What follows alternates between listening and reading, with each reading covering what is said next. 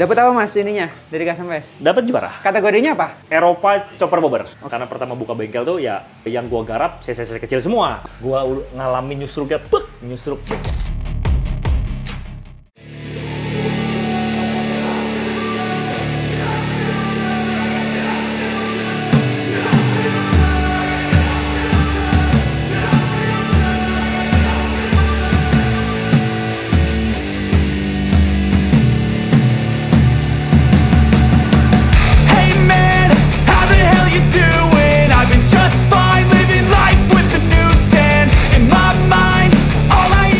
Mas Franky, ini waktu itu chopper juga ini salah satu yang aku cinta banget. Asik. Suka banget. XS. Tankinya lagi di repair atau gimana Mas? Kemarin emang dulu waktu mau ikutan Custom Fest ada yang dipaksain. Jadi oh ya mending bisa ikut Custom Fest running, motor ini bisa daily jalan. Dan akhirnya kemarin setelah biar Custom Fest suka dicoba-coba kan dipakai-pakai ke Lembang kemana-mana.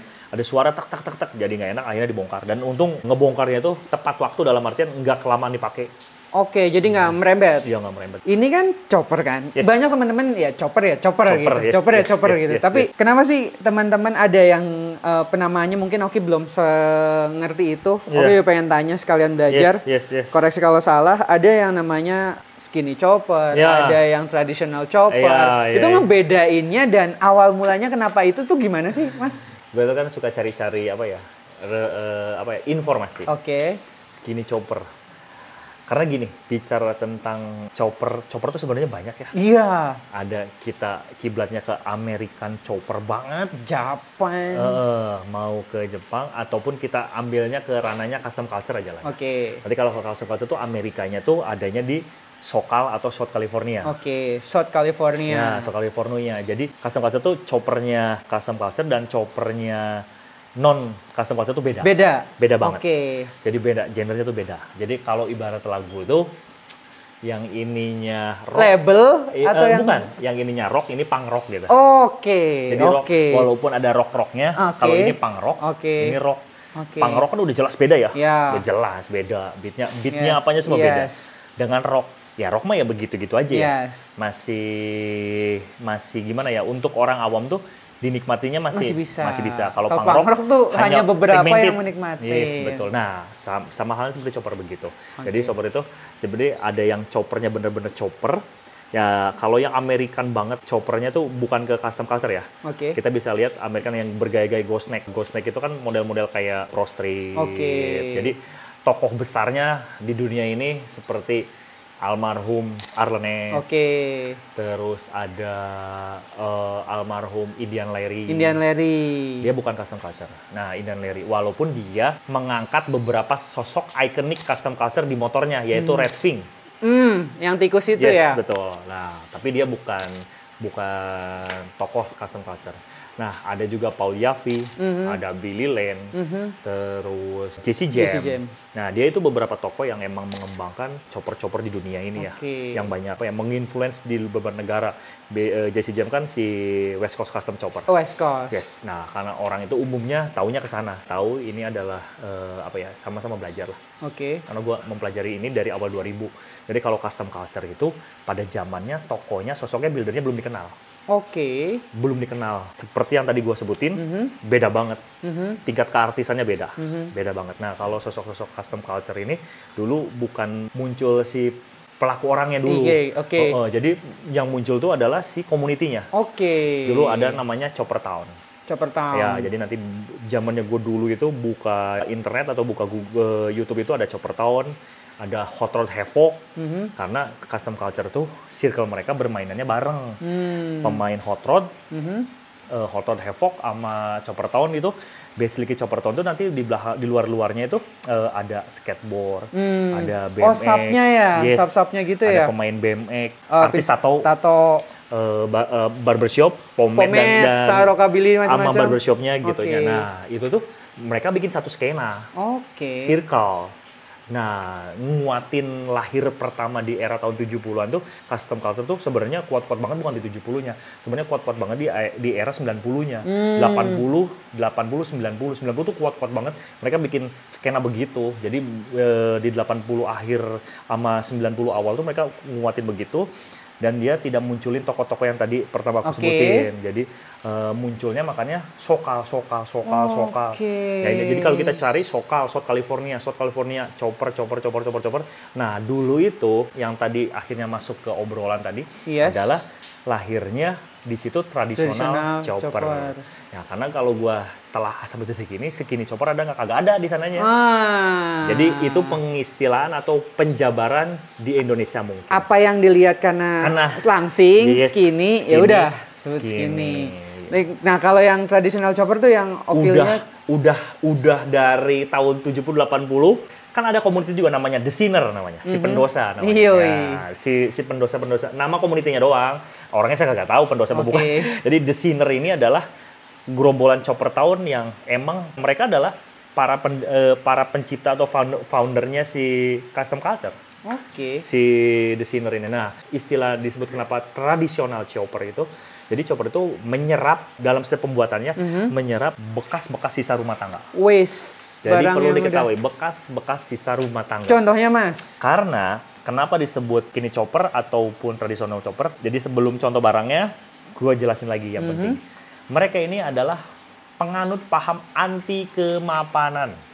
Punk dong. Bukan. Tapi musiknya punk. Ya. Tapi orangnya bukan. Sedikit punk, tapi nanti gue jelasin lagi nih, jadi biar seru, sekalian edukasi belajar ya. Gue banyak ilmunya nih. Biar nggak salah. Nah, musiknya punk, jadi kalau kalian buka aja boleh nanti. Itu musiknya punk, tapi gaya styles mereka bukan punk. Tapi si motornya ini adalah kaum anti kemapanan. Kenapa? Kalau kaum mapan, udah yang tadi gue sebutin tadi, di wilayah California juga, di daerah Brooklyn itu ada Indian Larry ya.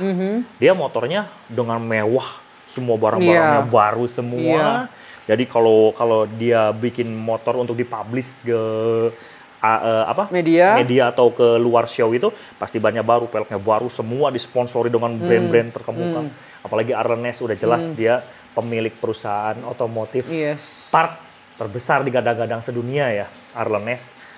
Jatuh ke Cory Ness sama Jack Ness sampai anaknya sampai cucunya gitu, sampai cucunya. Tuan kan udah pasti bikin motornya nominalnya MM-an ya. Iya, nggak ada unlimited. Karena di luar negeri itu punya motor customer chopper itu orang kaya. Beda di negara kita.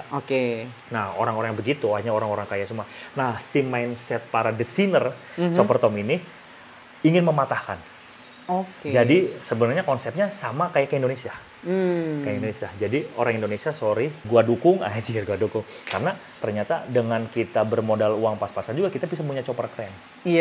Kalau di daerah yang tadi gua sebutin lahirnya kayak ada di situ ada JC Jam, Billy Land apa itu, udah hanya orang-orang kaya bisa bikin motor ke mereka. Nah, kalau si lahirnya kenapa yang tadi gua sebutin, kenapa tidak ada toko-tokonya mereka bikin circle? Di kaum anti kemapanan ini, kok anti kemapanan? Yes, betul. Jadi akhirnya mereka ini bikin motor ini semuanya dari serba ala kadarnya. Bukan berarti kalau ala kadarnya jadi jelek ya. Nah, di situ adalah benang merah si tradisional chopper. Contoh, mereka zaman dulu bikin chopper tuh frame-nya jujur ya, sebenarnya sangat sederhana dan ala kadarnya. Mungkin jatuhnya untuk sekarang ini pemain-pemain motor yang baru pada belajar bikin frame chopper lah, yang emang belum matang secara knowledge dan secara kerjaannya, karena apapun itu berdasarkan jam terbang ya. Yakin gue berdasarkan jam terbang, gak mungkin langsung orang bikin langsung sempurna gitu. Pasti mengikuti dengan zamannya, dengan dia berbulan-bulan, tahun-tahun dia bakal pinter. Nah, zaman dulu tuh biasa-biasa aja, bikin frame ngasal apa gini. Fender itu mereka tuh di sana tuh nggak ada tukang kenteng kayak gini kita. Lebih keren Indonesia banyak tukang kenteng. Kalau di sana nggak ada tukang kenteng. Jadi di sana itu cari Fender apa yang enak fit, dipotong, dipotong langsung dipasin, chop, pasang. Sisi bar ngambil apa? Pagar dicabut serius. Pantesan yang mungkin ada yang ulir-ulir gitu ya. Kalau zaman eranya gue belum ada modern sekarang, tahun pertama itu gue awal 2000-an tuh buka internet tuh begituan. Mereka motongin pagar aja dilas-lasin, dipanas-panasin.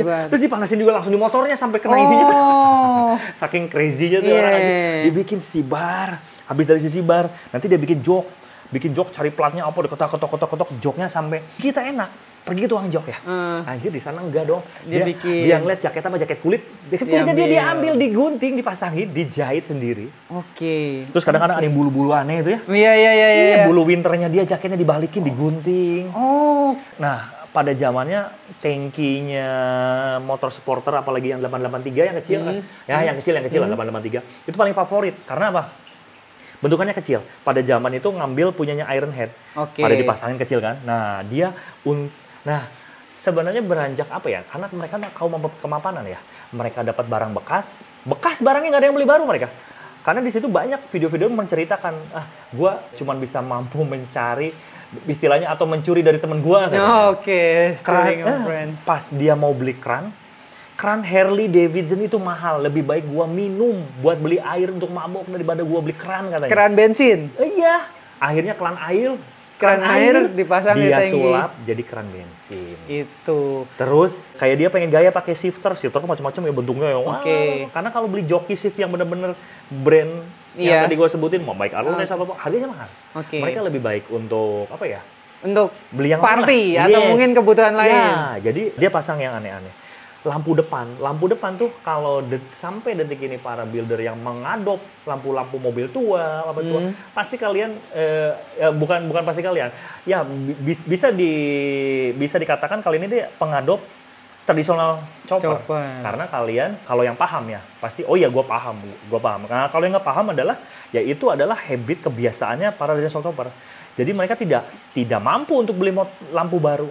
Bukan dikatakan, mampu sebenarnya. Enggak, emang mereka nggak mampu. Mereka ngambil dari bekasnya mobil Chevy, Ford, Holden, dia copot, pasangin yang penting ada estetik lampunya. Terlepas mau penerangannya gimana, Amerika kagak ada jalan bolong, bro. Nggak ada jalanan di korupsi, mungkin ya. Jadi kalau bikin chopper pada zamannya sebenarnya semuanya serba baru.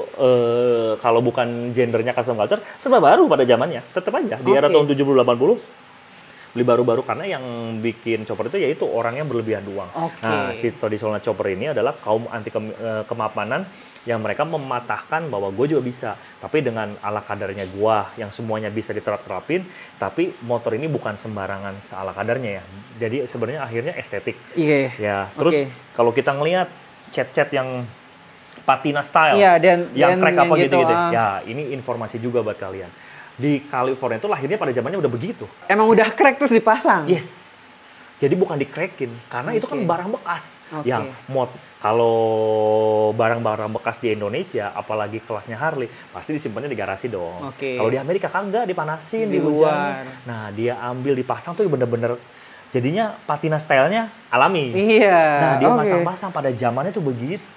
Jadi akhirnya ngelihat apa ya? Ngelihat tumbuh kembangnya di Indonesia, teknik painting patina style atau crack begitu. Ya sebenarnya kalau gue sih pernah tahu knowledge-nya ya, bukan dunia baru. Itu sebenarnya mengingatkan gue pertama kali pelajari atau melihat di skena custom culture dulu tuh begitu kan.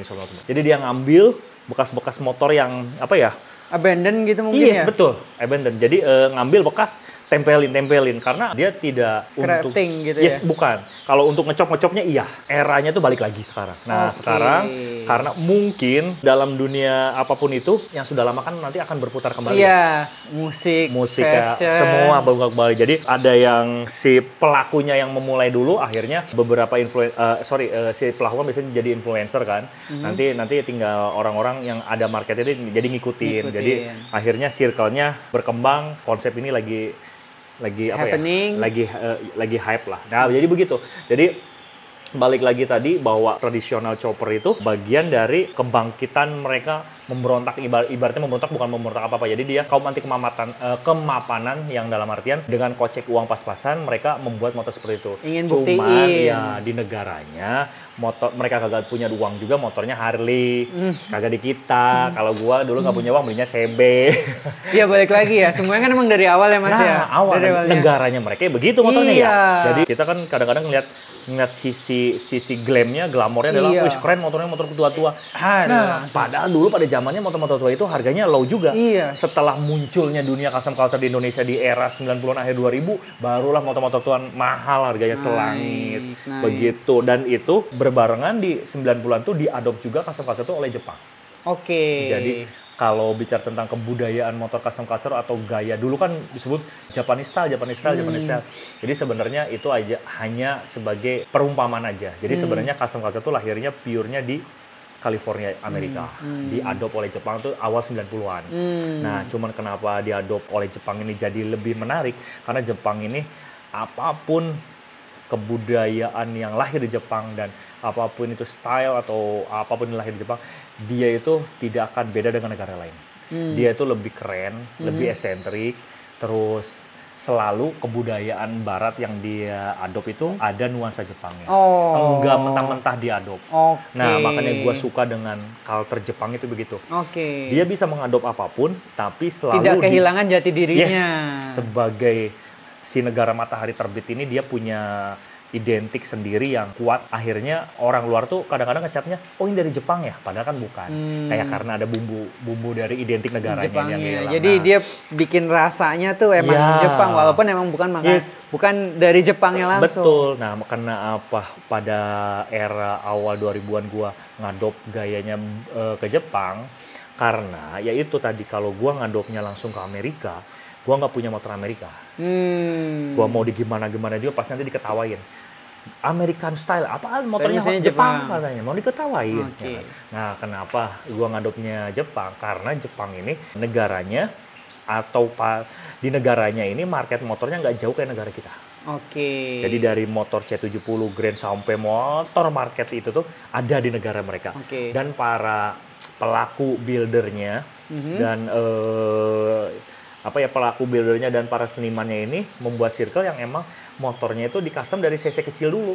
Iya, dari bebek. Gue bikin chop pickup tahun 2006. Gue bikin chop pickup belum melanglang buana kemana-mana ya. Sampai gue di tag oleh Calopi Blogspot Belanda. Ini bikinan Jepang, gini. Gue korek edit ini from Indonesia kata gue. Gue yang bikin pure. Akhirnya si Calopi Blogspot ngontek gue langsung. Karena jendela luar ini dulu, pada zaman dulu internet itu kebukanya semua motor yang unik-unik itu lahirnya dari Jepang. Nah, dari situ Indonesia mulai belajar, karena ya gue dulu belajar dari motor bener-bener kecil dulu yang notabene itu unik, karena gue lihat aja kok motor C70 atau Grand di Jepang bisa dibikin begitu dengan coloring, coloring warnanya glitter yang keren-keren aja. Pada zaman itu di Indonesia mana ada ya. Terus dari mulai motor-motor kayak motor-motor market yang di belakang gue ini, yang gini-gini, wah banyak banget berceceran di bukan bercecer, maksudnya di beranda internet tuh muncul banyak. Udah gitu di magazine street bike itu, keren banget. Nah, maka dari situ gue ngadop dan akhirnya cuman kalau gendernya custom culture-nya bener-bener ke tradisional itu atau yang orang sebut kayak skinny itu Amerika banget sebenarnya. Kalau Jepang nggak kayak gitu. Dan kalau skinny yang tadi munculnya di mana, itu alih bahasa dari kita aja lah. Begitu. Iya, penyaduran ya. Yes, betul. Nah, kalau yang tradisional tadi yang kenapa ada pisau, kenapa ada sisi bar, ada barang-barang bekas yang ada di sini. Sekitaran rumah, yaitu lahirnya dari tradisional chopper di situ. Kampak macam-macam betul. Mungkin sayangnya Oki bisa nangkep sih. Mungkin sayangnya negara kita tidak memproduksi motor yang keren ya. Ya, mungkin. Karena di sana mungkin Jepang dan Amerika produksian dan government anything. Yes, betul. Mereka udah proper dengan itu dan negaranya lebih maju. Jadi di sini kita tinggal konsumsi ya sayangnya. Yes, cuman akhirnya adalah titik satu perjalanan yang sangat panjang sebenarnya. Gua kan sebenarnya nggak muluk-muluk lah. Gue ini salah satu orang yang memamorkan custom culture di Indonesia ya. Karena gue di eranya awal 2000 awal. Jadi gue yang mengedukasi sekalian mempamorkan lah di Indonesia bahwa custom culture tuh begini dan untuk sampai saat ini Indonesia harus bangga.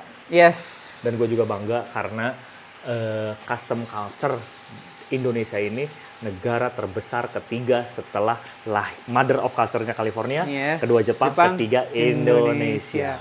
Jadi itu boleh dibuktikan. Itu surveinya udah jelas. Indonesia itu tertiga terbesar di dunia untuk kekuatan peta custom culture-nya. Asik, teman-teman. Gue sih cukup seneng sih dengannya. Ya harus seneng dong, harus seneng. Karena negara kita ketiga, karena keempatnya nanti ada Eropa. Eropa tuh keempat. Masih di bawah Indonesia. Untuk custom culture, negara Eropa keempat. Terus kelimanya mungkin negara tetangga-tangga sebelah kita lah. Jadi kayak mungkin kayak Malaysia, Singapura begitu. Jadi kita dengan posisi tertiga strategis ini, gue pengen kita terus menjaga eksistensi builder-builder Indonesia untuk menciptakan karya. Ciptakan yang benar, jangan seenak udelmu dewe. Jadi dalam artian, gue nyiptain konsep gue sendiri ala-ala Indonesia. Nggak ada, jangan. Kembangin aja yang udah ada, karena apapun itu semua lahirnya dari negara luar. Kecuali, nggak ada ya, karena otomotif itu semua lahirnya dari luar. Yang diadap di Indonesia. Entah terlepas apapun. Baik Matic juga, negara tetangga, Thailand, semua nggak ada. Menurut, boleh dikoreksi lah kalau gue salah, boleh silakan, boleh ditulis di kolom komentar. Ini keren. Yang penting menurut gue nggak ada. Contohnya kayak lagu Pure Indonesia apa, dangdut udah kelar, ya kan? Nah jadi gitu, jadi kita gue pengen Indonesia itu tetap bertahan di bidang itu. Gue yakin Indonesia itu banyak banget di tiap kota itu builder-builder yang keren, banyak banget yang potensinya bagus banget. Pertahanin aja. Jadi dalam arti pertahanin tuh karena kekuatan bengkel tuh ada di media sosial. Jadi selalu eksis di media sosial. Kasih tahu teman-teman tahu teman-teman, kasih tahu semesta kalau lu tuh punya karya. Jangan malu. Betul itu. Atau mungkin kalau lu misal nggak, mungkin teman-teman builder ya, para senior dan macam-macam, kalau misal tidak menguasai dalam foto, video dan macam-macam, minta tolong aja. Jangan malu. Kita ini seneng banget nih kalau gua, Ki ayo dong kesini gini, gua seneng banget. Kayak collab lah begitu. Iya, ayo seneng banget kita bikin suatu hal. Itu keren banget.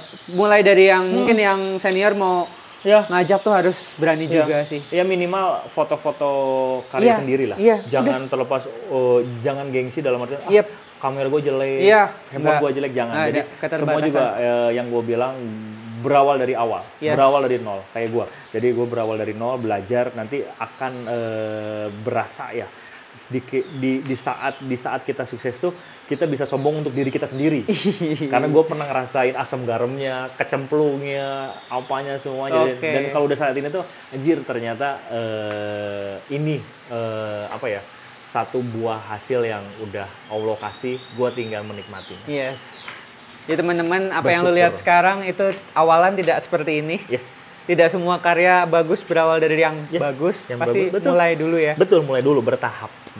Jadi jangan pernah putus asa, gue mau bikin motor sekarang telat dong, udah banyak builder kondang. Enggak. Jangan. Mulai aja. Buatlah karakter murni. Cuman titip lagi gue satu masukan, jangan pernah jadi sosok orang atau builder yang copy paste karya orang. Jangan banget. Karena kalau gue ditanya pribadi, emang gue pernah di awal pertama. Karena kalau di awal pertama itu idealis tuh belum ada. Karena masih tahap belajar. Nah, zaman sekarang kalau bisa udah mulai langsung bukan di tahap belajar lagi. Jadi idealis karyanya sudah ada. Karena zaman dulu mencari referensi influencer susah. Kalau zaman sekarang banyak, tinggal langsung jadi karyanya murni hasil karya pemikiran sendiri. Jadi sebenarnya bikin motor itu dikatakan mudah ya susah, dikatakan susah sebenarnya mudah. Jadi ibaratnya selalulah buat karya itu yang bercerita untuk diri Anda sendiri. Keren. Biasa sih gede cuy. Sama terakhir, ini mungkin akan gue bagi beberapa part videonya. Siap. Dan yang terakhir gue pengen lihat dapurnya mas. Boleh, ayo kita jalan. Ini video, ini nggak tahu episode berapa. Ya, siap, jalan. Ini ada Mas Yudo di sini. Dadah dulu dong. Halo, Mam.